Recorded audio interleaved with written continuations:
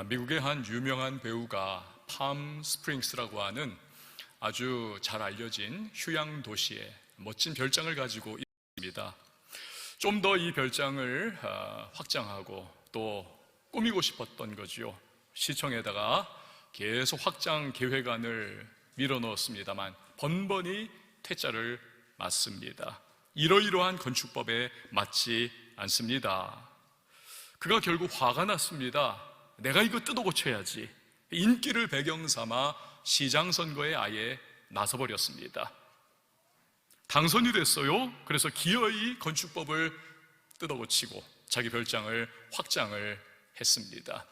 너무너무 신이 나고 너무너무 기분이 뿌듯한 겁니다. 야, 내가 이런 능력이고 내가 이렇게 참 뛰어난 사람 아니겠는가. 하루하루가 정말 기분이 막 하늘을 찌를 것 같은 느낌입니다. 그러던 어느 날 이분이요, 휘파람을 불면서 산꼭대기에서 스키를 타고 내려옵니다. 쫙 질주하면서 막 기분이 삼삼한 거죠. 그러다 결국 앞에 있는 나무를 보지 못했어요. 그리고는 주의력이 분산된 그 상황 속에서 충돌을 해버리고 그만 즉사를 해버렸습니다. 사람이 뭐든 다 할 수 있을 것 같습니다만 한 치 앞도 내다보지 못하는 것이 부족한 우리들 인간입니다. 우리는 교만해서는 안 됩니다. 늘 우리는 겸손해야만 하는 것입니다. 겸손할 때 얻는 유익이 있죠. 우선은 미움을 받지 않습니다. 겸손하면 사람들이 좋아합니다. 교만하면 미워합니다. 하나님께서도 심지어는 교만한 자를 대적하신다. 겸손하면 배울 수 있습니다. 이 배우려고 하는 오픈 마인드, 겸손에서 비롯하는 것입니다. 교만하면요, 내가 최고야 마음을 닫아버리고 배우지를 못합니다. 문제는 세상에는 내가 알고 있는 것보다 모르는 것이 훨씬 많다는 것이 문제입니다. 겸손할 때 얻는 유익이 또 있죠. 좋은 것을 받게 됩니다. 사람들 겸손한 사람에게 떡 하나라도 더 주고 싶습니다. 교만한 사람에게서는 줬던 것도 뺏고 싶습니다. 하나님도요, 겸손한 사람에게 주십니다. 그래서 예를 들어 시편 37편 11절 말씀을 보면, 그러나 온유한 자들은 땅을 차지하며 풍성한 화평으로 즐거워하리로다. 여기서 온유는요, 겸손한 것을 의미를 하는 것입니다. 또 겸손하면 받는데 은혜를 받습니다. 은혜를. 그러니까 은혜는 자격 없는 자에게 주시는 하나님의 호의적인 선물이 아닙니까? 부모의 은혜도 있습니다. 스승의 은혜도 있습니다만 하나님의 은혜는 어떤 것과도 비교할 수 없습니다. 하나님의 은혜가 부어지면 그 사람의 인생 자체가 이게 변화를 시작을 하는 것입니다. 모든 삶을 바꿔놓습니다. 그 무엇도 하나님의 은혜와 비교할 수 없는, 이것은 그야말로 압도적인 것입니다. 오늘 본문에 나오는 이삭이 바로 그러한 하나님의 은혜를 풍성하게 체험을 한 사람이지요. 가나안 땅에 큰 흉년이 들었습니다. 이 원래도 척박한 곳이에요. 그러나 비가 오지 않고 가뭄이 온 땅을 바짝 마르게 합니다. 죽느냐 사느냐 기로에 서게 됐습니다. 비옥한 나일강 삼각주가 있는 애굽으로 내려가려고 합니다. 이건요, 이삭이 꾀를 부려서가 아닙니다. 누구나 이 상황이 되면 처자식 먹여 살리기 위하여, 가솔들 살게 하기 위해서, 가장이라면 그 생각을 하는 거죠. 100년 전에 그의 아버지인 아브라함 역시도 그래서 큰 흉년이 팔레스틴 지역에 휘몰아쳤을 때 역시 애굽으로 내려가지 않았던가요? 그래서 이삭은 애굽으로 가는 경로인 블레셋 족속의 땅 그랄에 임시적으로 그는 텐트를 칩니다. 근데 하나님이 막으세요. 애굽으로 내려가지 말라 하십니다. 왜냐하면 그곳은 너무나 살기 좋고 편안한 곳, 번영의 문화가 꽉 들어차 있는 곳입니다. 누구든지 그곳에 있으면요, 눌러앉고 싶어집니다. 문제는 그곳이 인본주의적이고 우상숭배가 만연한 땅, 수많은 우상을 섬기고 있기 때문에 그곳에 살다 보면 우상숭배에 젖어듭니다. 나중에 보면요, 우상숭배가 그냥 삶에 그대로 묻어 있는 거지요. 여러분, 가랑비에 옷 젖는다 하지 않습니까? 결국 애굽에 살면 살수록 애굽 사람들과 동화가 됩니다. 나중에는 완전히 그들에게 흡수가 되어버리는 것입니다. 하나님께서는 그의 언약의 백성인 이스라엘을 이제 형성해야 할 조상 중에 하나인 이삭이 그렇게 되는 것을 원하지를 않으셨던 겁니다. 그래서 애굽에 내려가지 말아라, 힘들고 어려워도 약속의 땅에 살아라, 그러면 내가 너에게 복을 주겠다. 인간적인 지혜와 경험으로는 애굽에 내려가는 것이 맞습니다. 그게 살 길입니다. 하지만 이삭은 모두가 어리석다 할 결정을 내립니다. 하나님 말씀 따라서 척박하고 가뭄이 들어있는 가나안 땅에 그대로 머무르는 선택을 하지요. 아마도 이런 남편 때문에 아내인 리브가가 속개나 끓였을 것 같습니다. 아니, 이 남자가 아내인 나와 자식들을 이거 어떻게 하려고 하나?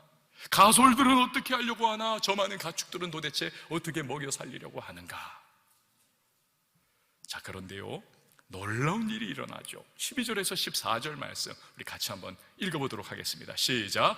이삭이 그 땅에서 농사하여 그해 100배나 얻었고 여호와께서 복을 주심으로 그 사람이 장대하고 왕성하여 마침내 거부가 되어 양과 소가 떼를 이루고 종이 심히 많음으로 블레셋 사람이 그를 시기하여. 아멘. 몇 년 전이었습니다. 여름휴가를 갔다 왔는데요, 잘 다녀왔고 이제 좀 쉼을 누려서 활기차게 시작해야지 하면서 교회 사무실로 왔는데 놀랐어요. 왜냐하면 제 방에 여러 개의 화분이 있었고 거기 나무들이 이렇게 싱싱하게 있었는데 그 일주일 만에 나무들이 바짝 말라가지고 그만 다 죽어버린 겁니다. 아니, 어째 이런 일이.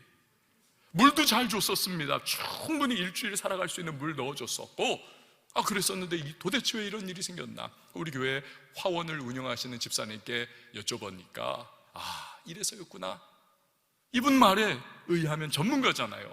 이 식물이라고 하는 것은 물만 잘 준다고 되는 게 아니라는 겁니다. 바람을 제때제때 씌워줘야, 그래야 이 식물이 그 바람을 맞으면서 숨을 쉴 수 있고, 그래서 건강하게 살아갈 수 있는데, 한여름에 휴가를 가면서 창문은 다 닫아버리고 물만 잔뜩 줬더니 되겠지 했는데 바람을 못 맞아서 다 죽었다는 것입니다. 그게 식물이라는 거예요.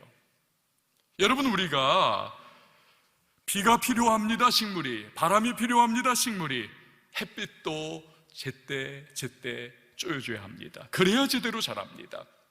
고생한 정도만큼이라도 결실을 얻으면 그러면 다행이지요. 문제는요, 오늘 본문의 배경이 큰 가뭄의 상황입니다. 지금 이삭이 얻은 100배의 결실은요, 절대로 있을 수가 없는 그러한 결과를 손에 쥔 겁니다. 소출이 너무너무나 막대하기 때문에 이 성경을 보니까 이삭의 성공에 대하여 3가지의 동사를 반복해서 사용하면서 어마어마한 성공을 했다, 그걸 우리에게 알려주고 있습니다. 장대하다, 왕성하다, 우리 교회 이름이죠. 거부가 되었다 라는 것입니다. 더 이상 얻을 수 없을 만큼의 결실을 거뒀다는 것입니다. 더 이상 얻을 수 없을 만큼의. 오죽하면요, 이 블레셋 사람들이 시기와 질투가 하늘을 찌를 정도가 됐다는 것입니다.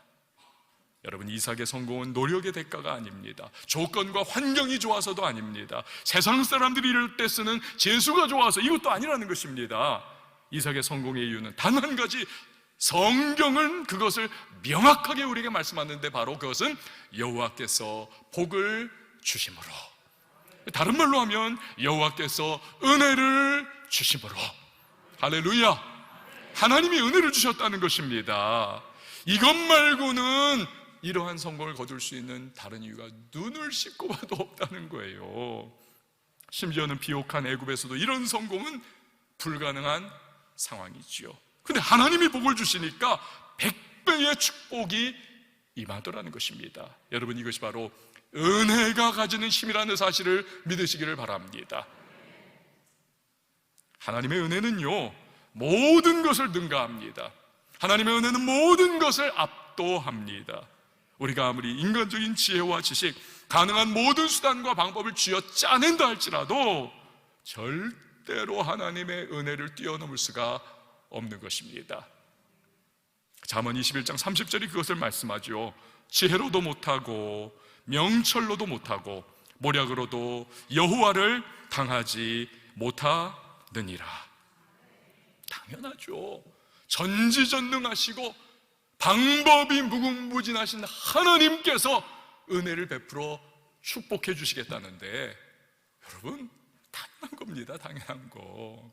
이 풍선은요, 여러분, 우리가 아무리 빵빵하게 불어가지고 크게 만들어 놔도 툭 쳐가지고 하늘로 올라가면 어떻습니까? 잠시 후에 다시 뚝 떨어집니다. 툭 치면 또다시 올라가다 뚝 떨어집니다만, 헬륨 가스를 칙 하고 넘으면 어떻습니까?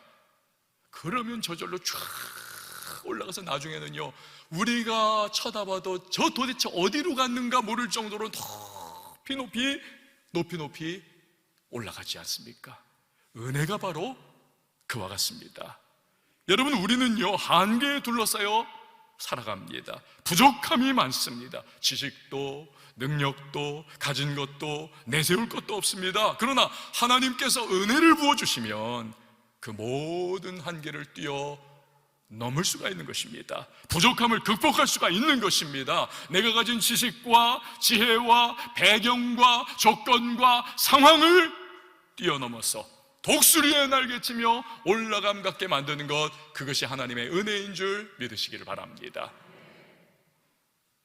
아브라함 보십시오. 하나님이 은혜를 주십니다. 그러자 갈대아 우르에서 우상 숭배하며 살았던 그가 믿음의 조상이 되지 않습니까? 그의 아들 이삭이 오늘 100배의 결실을 가뭄의 때에 맛보지 않습니까? 이삭의 아들 야곱 역시 어떻습니까? 하나님이 은혜를 주시니까 차자로 태어났으나 장자가 받는 모든 축복을 누리지 않습니까? 바단 아람으로 도망을 쳤지만, 그러나 거기에서 빈털터리로 갔던 그가 돌아올 때는 그 역시도 아버지 이삭과 같이 거부가 돼서 돌아왔다라고 성경은 기록하고 있지 않습니까?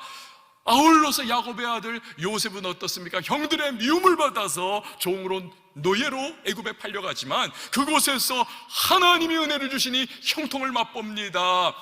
애굽의 국무총리가 되어서 민족을 살리고 열방을 살리는 위대한 구원자가 되지 않습니까? 여러분, 이처럼 하나님의 은혜는 압도적인 것이고 인생을 송두리째 변화시킬 수 있는 것이고 우리의 모든 연약함을 뛰어넘어 우리로 하여금 하나님의 영광스러운 능력을 맛보는 간증의 주인공 되게 하는 것, 이것이 바로 하나님의 은혜인 것입니다. 그래서 여러분, 은혜가 얼마나 귀중한지 알게 되는 분들은요, 그리고 은혜를 조금이라도 체험해가지고 이 은혜가 이렇게 좋은 거구나, 그런 분들은 기도합니다. 주여 은혜를 주시옵소서, 주여 불쌍히 여겨주시옵소서, 주여 도와주시옵소서. 여러분, 저를 한번 따라해주세요. 주여 은혜를 주시옵소서, 주여 불쌍히 여겨주시옵소서, 주여 도와주시옵소서. 그렇습니다. 여러분, 기도할 때 이것저것 우리가 많은 소망과 바람을 하나님 앞에 간구하지만요, 사실은요, 은혜 주시면 모든 것이 다 끝입니다. 우리가 다른 기도, 크고 작은 것들은 사실은요, 호텔에 많은 방들이 있는데 그 중에 하나하나만 열 수 있는 그러한 열쇠와 같습니다만, 은혜라고 하는 것은요, 하나님이 은혜를 부어주시는 것은요, 모든 방을 열 수 있는 만능 열쇠와 같은 것입니다. 그걸 구하는 거지요. 그 여러분, 앞으로 기도하실 때 다른 기도 하시지만 그러나 놓치지 마세요. 은혜를 구하십시오. 여러분을 위해서, 자녀를 위해서, 삶의 현장과 앞날을 위해서, 교회를 위해서, 이 도시와 나라와 민족을 위해서 하나님의 은혜가 임하기를 여러분 간구하시기 바랍니다. 자, 이렇게 은혜를 힘입어 살아가는 사람은요, 삶의 태도가 있습니다. 그 중에 하나가 뭐냐면 자신감이 있습니다. 자신감. 오늘 이삭에게서 우리가 그것을 봅니다.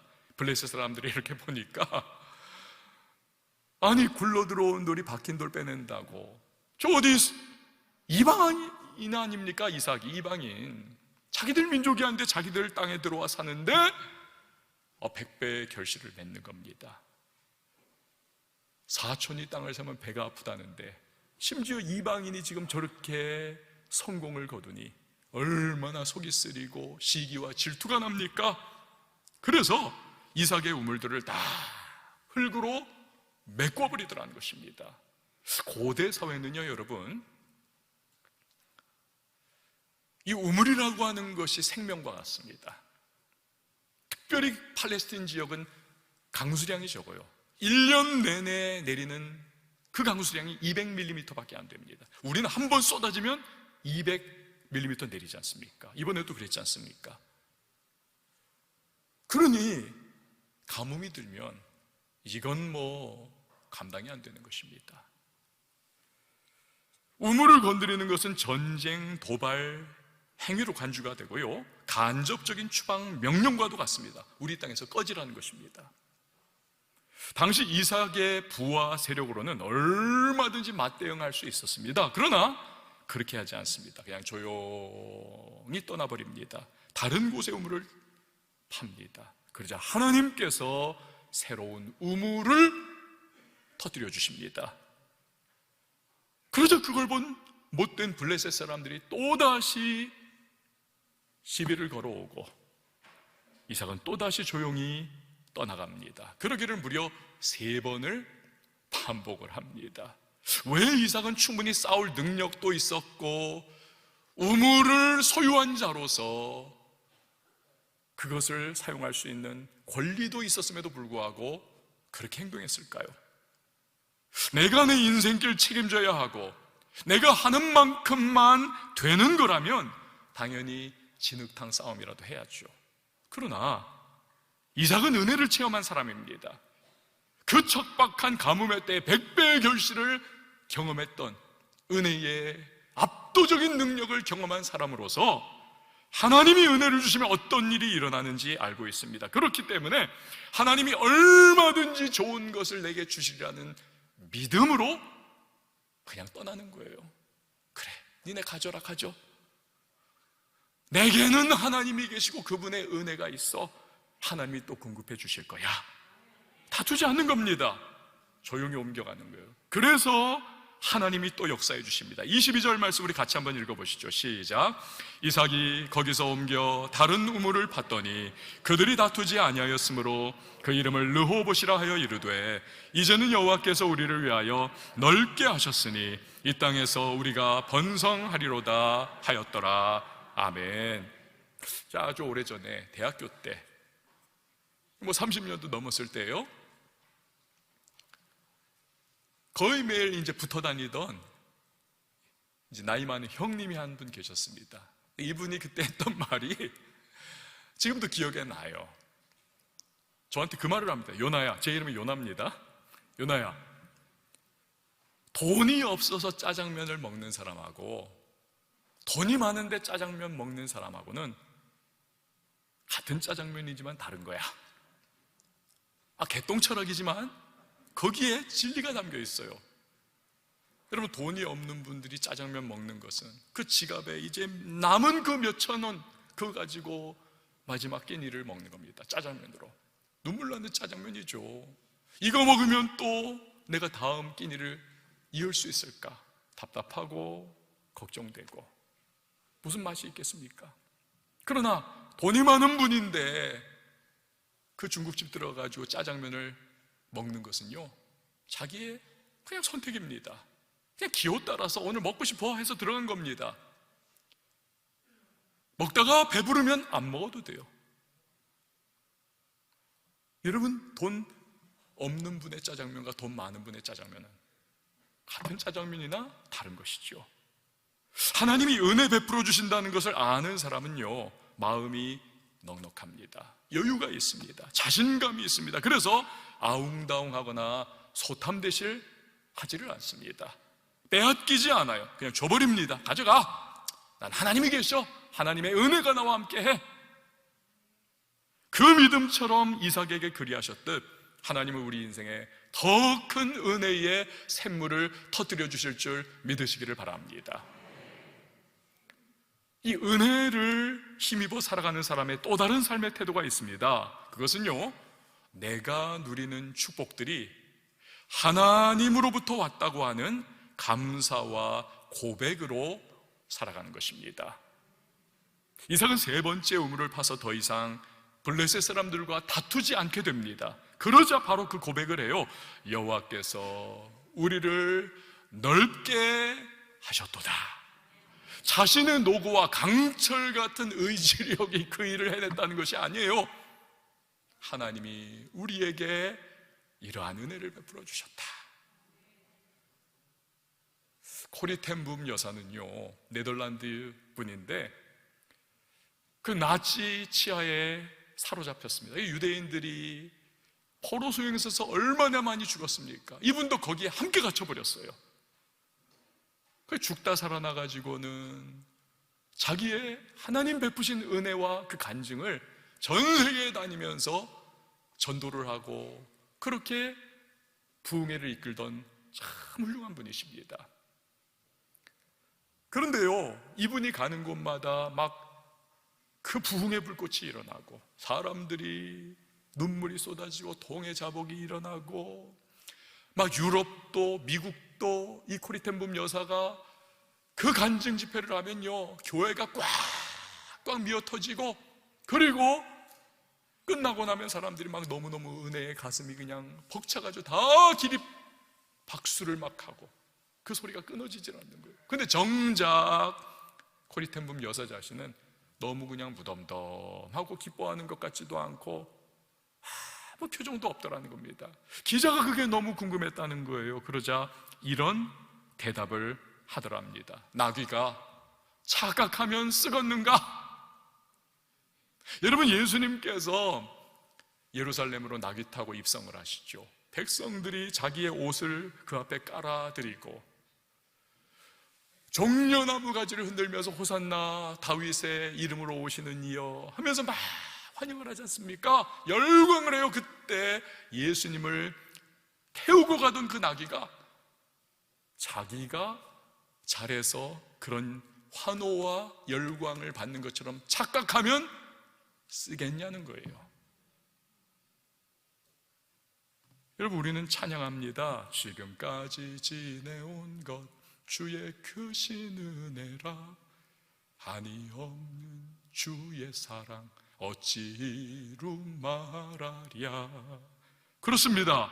우리가 지금까지 무언가 작은 것 하나라도 이룬 것이 있다면요, 여러분, 그건 하나님의 은혜라는 사실을 여러분 꼭 기억하셔야만 합니다. 내게 생명을 주셨습니다. 시간을 주셨습니다. 물질을 주셨습니다. 건강을 주셨습니다. 사람들 붙여주셨습니다. 가정을 주셨습니다. 힘을 주셨습니다. 여건을 허락해 주셨습니다. 이 하나님의 은혜가 있었기 때문에 사실은 그게 가능한 거죠. 우리 인생 자체가 하나님의 은혜 아니면 설명할 수가 없는 것입니다. 그렇기 때문에 주님의 은혜에 대하여 감사와 고백으로 살아가야 마땅한 것입니다. 하나님은 그러한 겸손한 심령에 계속해서 은혜를 베풀어 주시는 것입니다. 잠언 3장 34절을 보십시오. 진실로 그는 거만한 자를 비웃으시며 겸손한 자에게 은혜를 베푸시나니. 겸손한 자에게는 계속적인 은혜의 선순환의 역사가 일어난다는 것입니다. 사랑하는 성도 여러분, 은혜보다 귀한 것은 없습니다. 은혜가 모든 것입니다. 은혜는 그 어떤 것과도 비교할 수 없는 압도적인 힘과 능력을 가지고 있는 것입니다. 은혜가 함께할 때 반드시 승리하는 인생을 살 수 있는 것입니다. 은혜를 구하십시오. 은혜를 사모하십시오. 주님께서 우리에게 은혜로 사는 인생 되게 해 주실 것입니다.